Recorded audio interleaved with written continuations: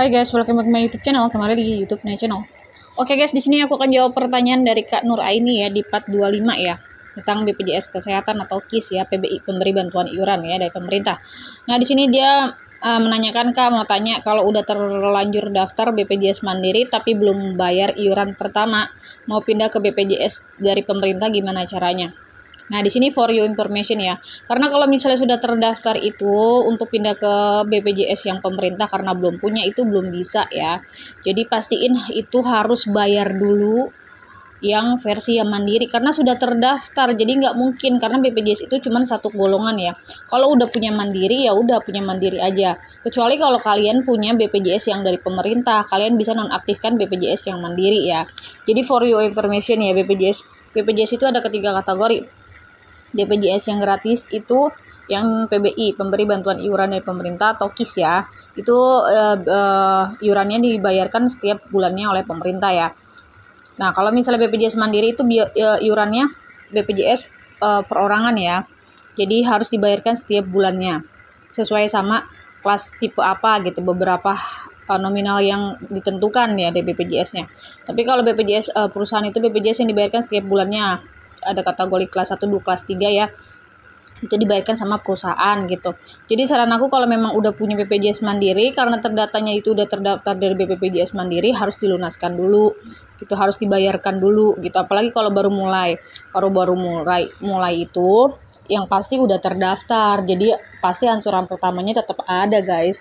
Gitu. Kecuali kalau memang kakaknya coba dicek dulu BPJS yang gratisnya punya atau enggak. Kalau BPJS yang gratisnya punya dari NIK KTP, kepala keluarga atau NIK perorangan, itu nanti dilihat aja di part-part yang lain, dicek sudah ada dan punya, itu bisa dinonaktifkan yang BPJS Mandiri langsung ke kantor BPJS aja, atau kalian bisa telepon ke 165 ya. Jadi kayak gini guys, misalnya kalian ini aplikasi Mobil JKN yang aku bilang ya. Nah, aplikasi Mobil JKN adalah aplikasi resmi dari BPJS ya. Jadi kalian itu bisa mempersingkat waktu kalian untuk pendaftaran online ya. Melalui rumah sakit terdekat dengan menggunakan antrian online ya. Jadi kalian udah bisa tahu gitu. Misalnya di sini ada pelayanan apa aja. Pelayanannya macam-macam guys. Pelayanannya itu info program JKN, info riwayat pelayanan, gugar cicilan, pendaftaran peserta baru, info peserta, pelayanan antrian. Data perubahan juga bisa diubah ya. Tuh, bisa. Kalau kalian belum login, kalian punya harus login dulu. Klik daftar, klik masuk, klik kata sandi ya. Jadi kalau kalian udah punya, klik masuk, masukin nick sama passwordnya sama kalian udah registrasi ke daftar dulu ya. Nah, ini kan ada masuk tuh. Ini kalau daftar belum punya, kan isi dulu belum punya, ini nanti akan muncul. Kalau kalian sudah terdaftar nih langsung aja masuk ke nicknya. Terus masukin nicknya apa.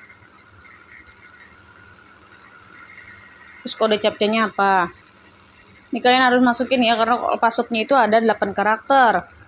Dari huruf besar, huruf biasa, sama angka. Nah guys, setelah kalian klik nomor induk kependudukan, password, dan kode captcha, kalian login ya. Nah di sini ada keterangannya ya. Kalau misalnya ini kan melalui aplikasi Mobil JKN ya. Mobil JKN itu kan ada beberapa ya. Misalnya info program JKN, info riwayat pelayanan, penambahan peserta, info peserta, pelayanan antrian ya. Jadi kalau misalnya tadi Kak siapa tuh dia menanyakan tentang dia punya BPJS Mandiri tetapi dia belum bayar ansuran pertamanya dan dia mau mengalihkan ke BPJS yang PBI yang pemberi bantuan iuran dari pemerintah, itu belum bisa Kak karena Kakak udah terdaftar sebagai peserta BPJS perorangan yang mandiri ya. Jadi saran aku kalau misalnya Kakak punya yang BPJS yang pemerintah mungkin bisa dinonaktifkan BPJS yang prabayarnya. Tapi kalau belum punya itu nggak bisa ya. Jadi alternatifnya harus punya satu BPJS yang aktif ya. Jadi kalau punya mandiri cukup mandiri saja. Tapi kalau yang BPJS yang gratis cukup BPJS yang gratis aja. Tapi kalau misalnya saran dari aku kalau punya BPJS mandiri, tetapi tiba-tiba dicek dari BPJS yang mandiri ada, terus BPJS yang gratis ada, ya bisa kalian nonaktifkan BPJS mandiri ke BPJS terdekat ya yang ada di domisili kalian, ataupun kalian bisa melaporkan pengaduan layanan melalui aplikasi Mobil JKN. Kalian bisa melapor di 165 atau kalian bisa menulis kejadian atau kategori, kalian bisa bukti pendukung ya untuk bisa kalian melaporkan beberapa hal yang mungkin gitu. Jadi karena baru punya itu pasti tentu bayar angsuran mandiri, karena mandiri itu adalah harus bayar setiap bulannya karena perorangan ya. Jadi kalau kalian nggak bayar itu kalian akan mendapatkan denda ya.